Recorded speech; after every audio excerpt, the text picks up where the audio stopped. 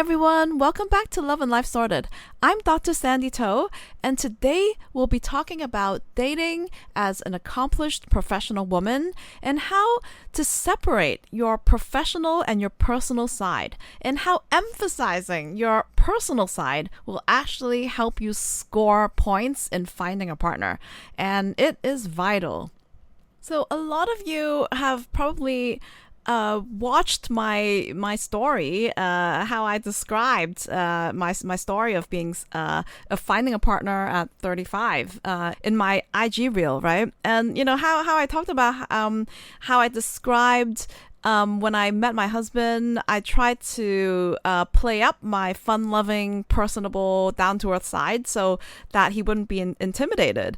Well, at that point, I didn't know, like, for sure if he would be intimidated or not. You know, I did what I have to do because of past failed experiences. When men, like suitors or like matchmaking candidates, they were intimidated. Like, they said outright that they were. Like, they thought that I was too highly educated for them.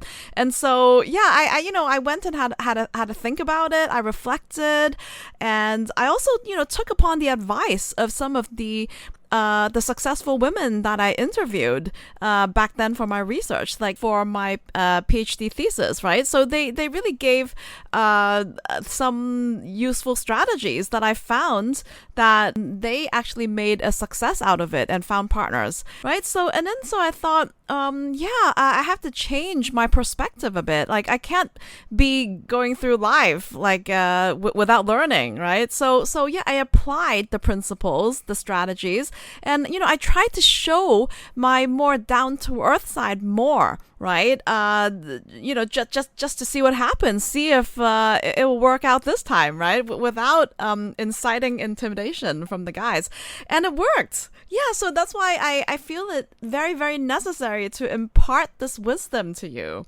to my audience, to all the accomplished women out there who have trouble finding partners because of the same old problem going on and on again in your life, right? And so, I figured it out. Like, I can't say it's a surefire solution, but it is, like, very, very important, I find, to show your more, like, down-to-earth side that's not a part of your professional side. That's different from it.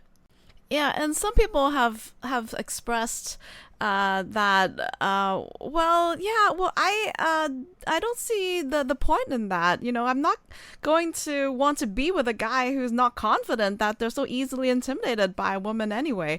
Okay, well, that's not fair to the guys, as I've explained, because, decades ago, just a few decades before, like, the situation wasn't like that women enjoyed the same educational and professional privileges as men. And like for years and years, like it wasn't the case, like, that they had equal opportunities to go and work, and men were used to the fact that women were more domesticated and they didn't compete with them for jobs, and it was just like one working up front and one at home, and so they had more segregated roles, right? Household roles. And because of the situation now, because of the reality, like, the number of college educated women are even higher than men in many countries of the world.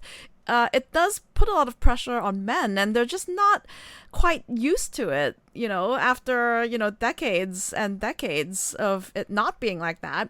And now they have to, work alongside women, and they're not quite used to the role changes now in society, right? The culture hasn't quite caught up with the reality, and it's really not anyone's fault that they might be intimidated, they might be not used to it, and, like, women as a result have trouble finding partners because of that.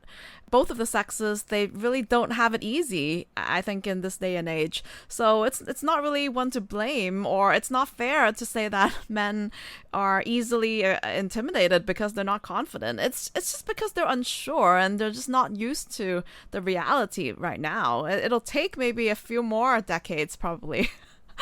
To like the slow changing nature of culture, actually. Yeah, so I think that this theory applies, like how emphasizing your more fun-loving, down-to-earth, easygoing side will actually score you more points and to make your life much, much easier in the partner choice situation. And so like emphasizing your more fun-loving and down to earth and easygoing side, which is different from, making a distinction from your professional persona, which is, wow, very accomplished and very confident, very independent, very professional, and just very imposing, in a good way. Yeah, that's how you got there, right? But that side actually doesn't like work well in the partner choice world. Okay, so yeah, so by emphasizing your more personal side, right? So you don't act like that in front of your own parents and family members, right? Or your own personal friends, like who are not your colleagues or clients or boss, right? So like by emphasizing your more personable side, right? So they're the same thing. Then like that is what will actually score you more points in the partner choice world, and score you more dates and score you more successes. Yeah, and my story has had some positive feedback from the guys as well. Like people who have commented on my reel. Like one said, yeah, when you kept it real, or, he used the word real, right? So when you were showing your real self, like the self that is outside of your professional persona, that's when the guys will be impressed. Like that is what will attract guys to you because of your personality, right? So the side that you don't really see, that's concealed by your professional traits. And interestingly, like a guy said something like that, like when you kept it real, right? That's when you succeeded in the partner choice world. But there was like a girl who commented completely oppositely. Like she said, well, it's such a pity that you can't show the real you to attract a guy. So okay, so interestingly, what does that mean, right? So what does it mean? What does the word real mean to the guy? It's different, to the word real meaning to a girl, like in that case, right? So there are two opposing strings of comments, which is interesting, I thought. Well, first of all, yeah, I explained about the guy, right? So in the guy's eyes, like he thought that, well, keeping it real is when you can succeed in, attracting a partner, is because he thinks that like the real you is this, the real you is the one who's outside of your professional persona, is like the one that shows like your personality, your character, and everything that you don't see, like hidden behind the persona, right? So there's this facade that you actually do have to show to the professional world if you want to succeed, right, at work. But then for the girl, like she thinks that, oh, it's too bad that you need to hide like something, right, from the guy to attract them. Like they can't take it that you're so accomplished or something, and that's the real you, is the very highly accomplished you, and it's a pity that you have to dim your light or something. Well, showing the real me, like the full person, means actually showing both professional and personal sides, right? Because, well, we're definitely not just made up of our achievements, are we? Not just made up of our CVs, and not just made up of our professional status. Like that doesn't define who we are, right? So we're more than that. I hope. Yeah, I'm quite sure. Yeah, I don't believe that that's like the core of like our existence is our professional status, right? So that's only one side of us, right? The real us, isn't it like showing like that side, and also the, our personable, fun-loving side, like the side of us that's perhaps sporty or artistic or, playful, down to earth, or philanthropical. Like we have multiple sides to us, don't we?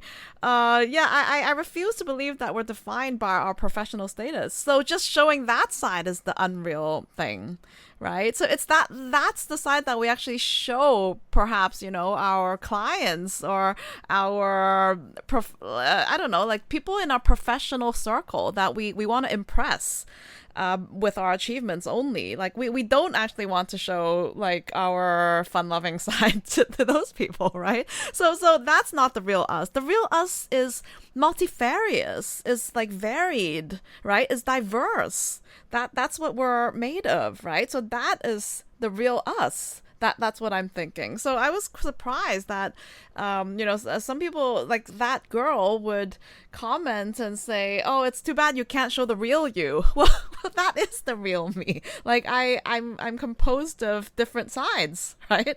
There's fun-loving, there's easygoing, there's down to earth, there's artistic, there's humorous, and there's professional and high achieving and independent and confident, right? So yeah, like I believe that like every one of us are like that by nature. Yeah, so I would go along with the guy's interpretation about keeping it real. Yeah, so yeah, that's the real us. So hence, I think that it's really important for us to distinguish between our different sides and to show off more of our down to earth side, the side that's not our professional side, to our dates and our suitors and our candidates, our potential love interests. That's the side that will really capture their hearts. So, in my previous episode, a while back, I talked about dating as an undercover mission, you may recall. And that was when I emphasized, dating as like the show Undercover Boss. Like, you're supposed to conceal or downplay your accomplishments, like, or your professional status in front of the suitors so that they don't get intimidated, so that you can, have room to show the real you and let them open up to you as well. So, to give each other a chance to open up without the burden of the social status or the professional status. Yeah, so now, like, I'm also emphasizing, besides not, emphasizing the professional side, you also need to play up your personable side to let them know that you're approachable. Yeah, so I actually tried this on my students previously. When I first started teaching at university, I remember I struggled to find a balance between my professional life and my personal life, in terms of relating to my students as well. So you know what? It doesn't even like have to be in the dating world, because I think I found out the effectiveness of this in my teaching life as well, because in that context, it's a very tricky one. You can't just display your very like imposing professional high achieving side to them, because they won't open up to you and they're not gonna say anything. They're not gonna raise their hands, and they're not going to like relate to you the way that you want, because I teach in social sciences, and it's like a two-way connection. Like you really want the student to know what the students are thinking. You want to have their opinion and their perspective. In the human sciences, that's like the most important. So yeah, and I found it like really interesting. How I learned this was when I was speaking, on the podium. I was like really emphasizing inadvertently, like, not that I want to be speaking up on the stage, right? If I could choose, I wouldn't want to. It's like, yeah, it puts a barrier, a very physical barrier between you and the others, like looking on, right? So it's immediately poses this disconnection between you and your audience, right? So Well, in that case, of course, my professional persona is highly emphasized, and I'm seen as like impersonable and imposing and well, intimidating somewhat. Yeah, you of course you court respect because what you're saying, yeah, people do listen.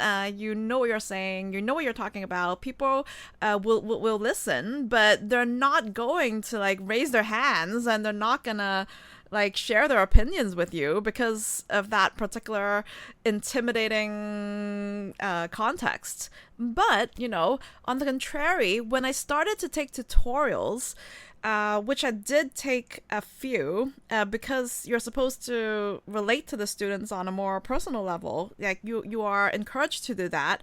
And so when I took tutorials, it was like completely different story. Yeah, like the attitudes and like the whole ambience completely shifted. Yeah, and so yeah, the students were like so willing to open up because first of all, there was no physical barrier. We just sat in like this classroom together. No one was okay, I sat in a circle. I wasn't sitting like up front. There was like there was a circle. Yeah, so everyone was like equal on equal par, just sitting in the circle, the same circle. Like no one was above anyone. No one was on like was at the front of the room and like speaking to the back or something. So it was like a completely different environment, physical environment. So everyone was like in a group, or it was in a room, like in a long table. But I think I chose not to sit at like the front of the table. I think I just sat randomly in the middle of uh, like the rectangle. Yeah, I didn't sit in the front of the rectangle. I think I just like told someone to sit there like randomly, or it was just left as an empty seat. So yeah, I tried to like to decrease the physical distance first of all, and like and of course, like because we were like in more of a discussion, it wasn't like a one person lecture and other people listening on. So it was like more of a discussion. Like we had a topic and everyone had to voice their opinions, everyone had to speak up, right? And so yeah, immediately the whole ambience shifted, and the everyone became more willing to open up. Yeah, and the barrier, that there was no resistance and everything. So that was like a very good uh, portrayal of how things could shift between you and your date. If you had shifted your attitude toward them, you would be given a chance to show your more personable self, to show your more real self, like as it is, like as in your multiple sides, not only your imposing side, right? So yeah, you can show them who you are, your fun-loving personality, your humor, everything will shine, and then that's when your whole relationship would shift and to really take off. Yeah. Or else it'll always be like the situation where you're on a pedestal or you're on the podium, and well, your audience will just be looking on without having a chance to know the real you, or to get to know you, or to let you know them. Yeah, so if you want a genuine exchange, the thing you need to do is to like shift the energy and the perspective and your demeanor and everything, especially if you're in the position that's like an imposing one in the first place, that you are actually quite high achieving, and everyone knows and there's nothing to hide, right? So because as I said, in this day and age, while you're dating, you can't really like conceal anything, like I'm just showing the video of myself putting away my doctor's bonnet as like a symbolism, like like obviously that's not what you do, like because it was for a previous video of it was a video abstract of my paper, understanding Shengnu, like understanding the leftover women phenomenon in China. Yeah, so that was like for an academic paper. I did a video abstract to showcase the 4 different types of women in my research that I found and created. Right, and so yeah, that was extracted from there. So no need to take that literally. Of course, in real life, like I wouldn't go and shove my doctor's bonnet inside the a drawer and pretend that it didn't exist. Yeah, so yeah, concealing your accomplishments in real life is not really an option if you have LinkedIn. Especially if you have LinkedIn, which possibly a lot of people have, who have a job and everything. You're gonna be stating your real job title and your company and everything, and your all your achievements there, right, on that page. So there's nothing to conceal, and chances are like your date would have looked you up, or you would have looked them up, fair enough, right? So there's nothing you can actually actively conceal from them that they don't already know about you, right? But the thing is, like, what you can do is to not emphasize it and not talk too much about your work day or anything. Even if sometimes like the men, like they sometimes like have the, for some reason, maybe it's to strike up a conversation, they commit the faux pas of asking about, hey, how's your day? How's your work? Just don't take it literally and really go on rambling about how you landed like this huge client, or how you're about to get promoted, or how you're trying to make partner at your firm. Like, yeah, I mean, none of this. Yeah. So I really remember when when I was having my episode with my husband, like talking about our 10-year wedding anniversary. I remember he said, like, don't talk about work when he gave like advice to professional women who are dating, like what turns men off. He said, yeah, like zero, like don't talk about your work. Yeah, unless you're working in like a public field that's like, maybe you're in entertainment or something, then people really want to know what's the latest in entertainment, like gossip or something. Like, unless it's something really public, you have a public persona like that, or it's like on some really juicy, interesting topic, right? So if it's just like in the normal workplace, then definitely it's not a good idea to talk about work at all.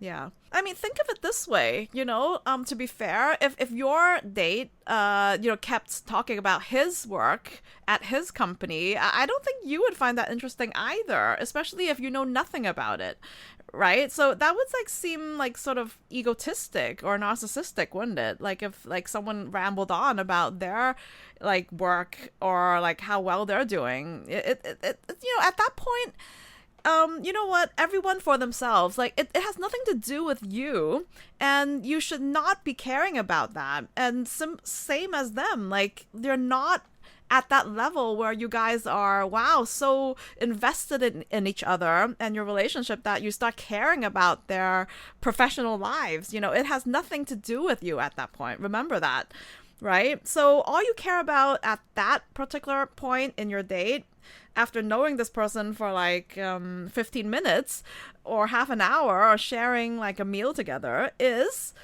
talking about like lighthearted stuff, like your values, things that can tease your, like, whether you have similar values, right? Or similar marriage views.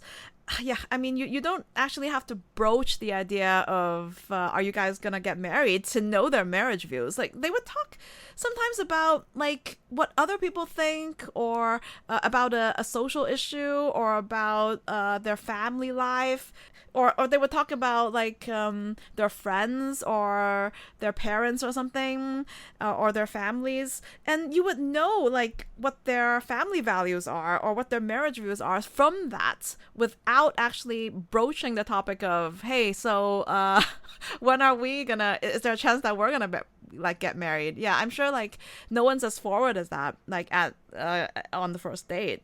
But yeah, I mean, these are like this is the time to gauge each other's values, to see if they're like you're on similar paths. So in Chinese, we have like the 3 values, right? It's life values, material values, and marital values. Yeah, so yeah, if you see things like similarly from like these three values, like you have the same three values, then this is a person that's worth pursuing a relationship with. So on the first date, on the first several dates, de-emphasize your professional self and emphasize your personal self. And how do you unleash that side of you, right? So I think that especially if dating is not actually like a very common thing for some of us, because well, there's no time. Yeah, there's just always the limitation of like being really busy or not, having a chance to meet a lot of people, having a limited social circle and these things, right? But okay, say that you are thrust into an environment where you have the opportunity to meet someone, like say, maybe at a social gathering or like someone's wedding, which is always like great because of like the ambience, right? So like it's on finding a partner, like finding a life partner, on love, right? So it's a really good occasion to attend like someone's wedding to see if there are single people. And if the hosts they know better, they would seat the single people like with each other. Yes, to not waste the opportunity and to try to like match up people who are looking for a partner. Yeah, so at least that was what like I did. Me and my husband did try at our wedding. Yeah, and so yeah, if you do have the occasion or like you're match made with someone, a potential candidate, then this is a time that you really should show your more like fun-loving, down-to-earth side. So first of all, by not talking about work, not talking about school, not talking about your professional accomplishments or your educational accomplishments, how many degrees you have, etc. Well, unless, there's an exception, unless you guys went to like a similar school and you want to compare notes or you want to, catch up on some gossip or the insider stuff, or just reminisce about the good old days. So that's fine. Yeah, that's fine. So that's not really emphasizing any achievements. But first of all, like under normal circumstances, you should refrain from talking about like your professional life and like how and go about trying to talk about like what activities that you like doing, and maybe try to do something together that you're both interested in, or something that you both know nothing about. Yeah, like I find that is actually quite good in bringing out that side of you that you may not know you have in the first place. And it can be like a very endearing side, learning something that you guys both don't know from scratch. It's a very like endearing opportunity.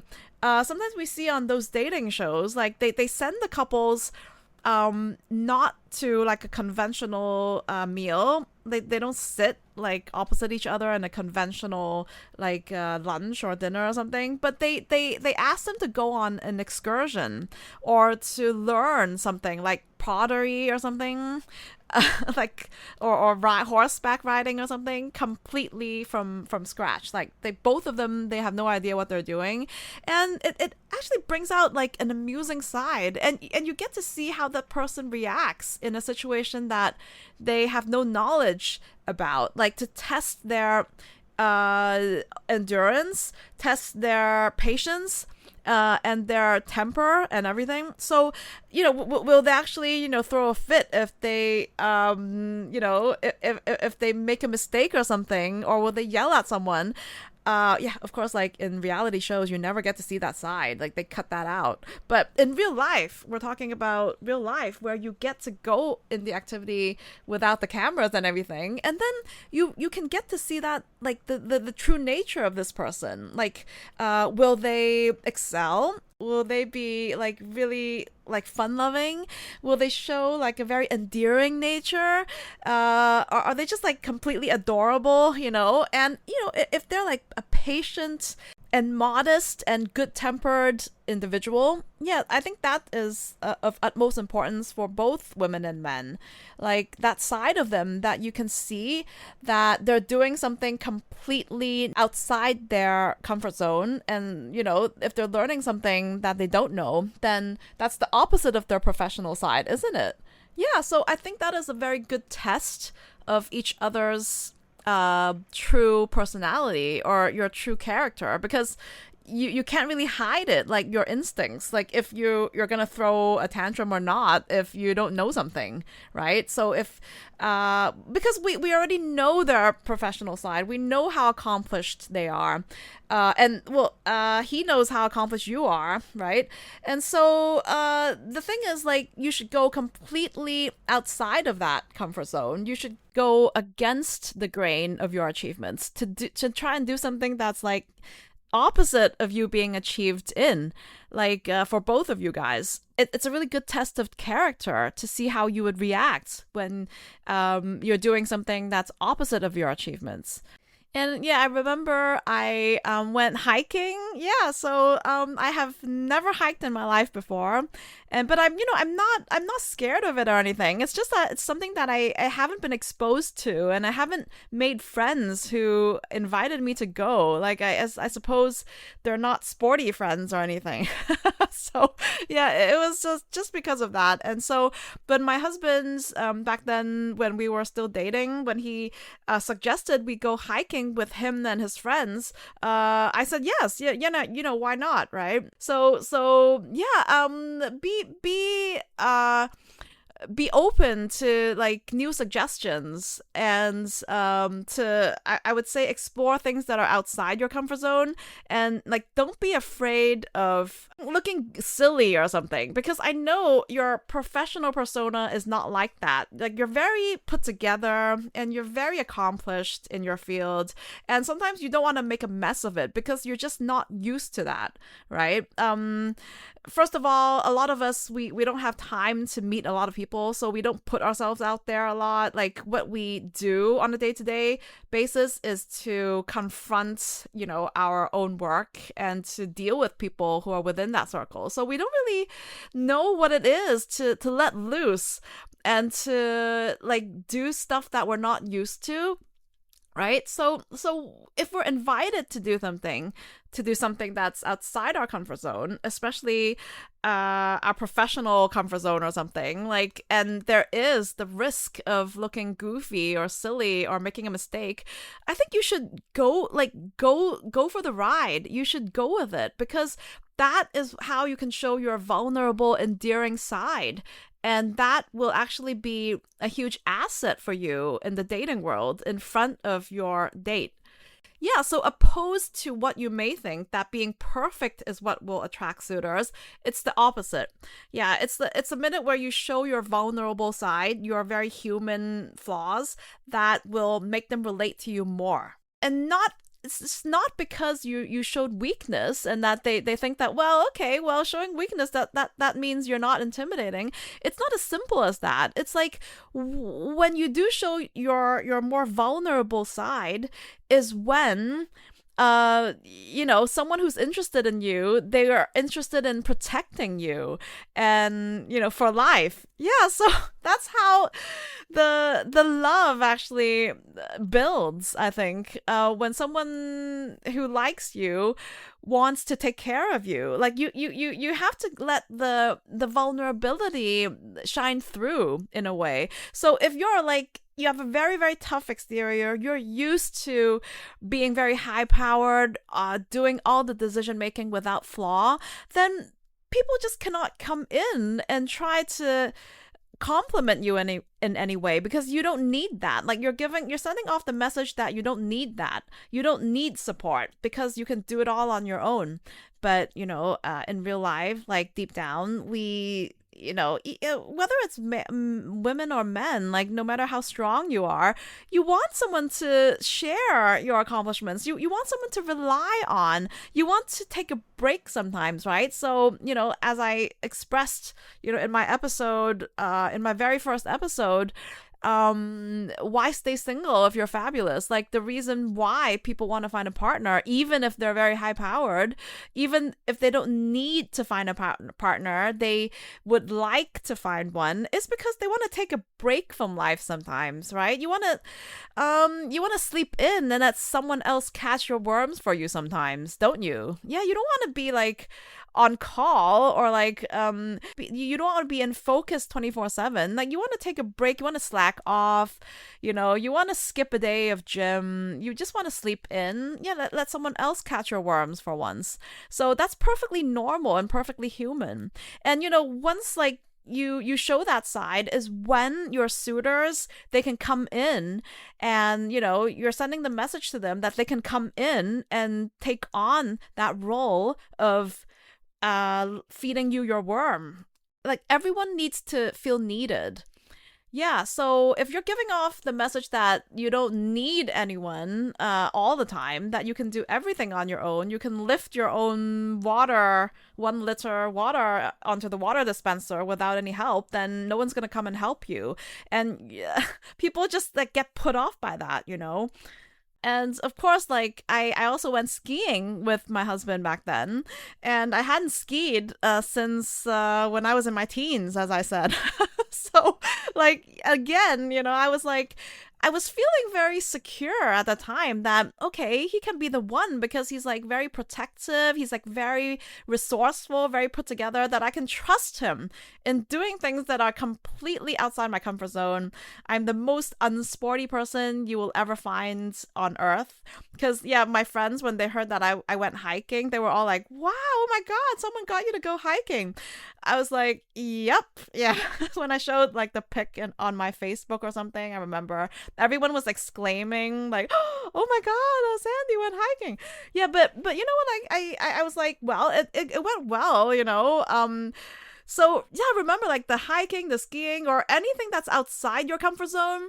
Yeah, feel like try to do something like that, because the moment when you show vulnerability is when you're sending the message to your suitors that yes, this is my sign that I can come in, and I can I can take care of this person, and I can have the room to be a life partner to this person, because they're not as strong as they portray themselves to be. Yeah, so the minute like you let go of your professional persona and you embrace your personal side, which may be harder or easier for people depending on who you are and how often you do get to let loose, because I know that a lot of us, we don't have a lot of chance to do that. But yeah, like, really, really, like, put yourself in the situation to try and practice doing that. Yeah, and let me think of more situations in real life, like more real life scenarios, and gather more research and share it with you to help you out if you are struggling to find like a social situation where you can actually let loose. Yeah, but one thing is that I emphasize this all the time, is to try to find someone to introduce you. Yeah, so you need to get get 3 people. Okay, so if you're unsure, stick with this program of me telling you to find 3 people, whether it's like your work colleague, your boss, your old classmates, your mom, your dad, your relative, your aunt Ophelia somewhere, right, across the country. Like, ask 3 people from your life who you trust to introduce someone to you. And then you can, try to work it out. And at least you get yourself out there and practice shedding your professional status, and practice unleashing your personable side. And then the more you do that, the more you show like who you are as like a multifaceted, diverse person, the more you can attract people into your life, attract your life partner, your suitor or whatever into your life without them like being intimidated by your accomplishments, especially if you are like a highly accomplished professional woman. Because yeah, like you know how many obstacles we face, and that's the only way for your suitors to see your diverse personal side, that they can like warm up to you, and they can have the courage to ask you out. Yeah, okay, so great. I'm so glad that we shared this. And I will go about and try to find more real life scenarios of how to open up, or like what are the social situations that you can find for you to practice, and share it with you when I have a chance. Right, so thank you so much for being here, and remember to subscribe to Love and Life Sorted so you don't miss an episode. And if you haven't subscribed to my newsletter, please do so for more insider stuff and like more chats about the episodes and everything. And hop onto our IG page if you want to see more fun stuff and more advice. All right, so see you again next week. Bye.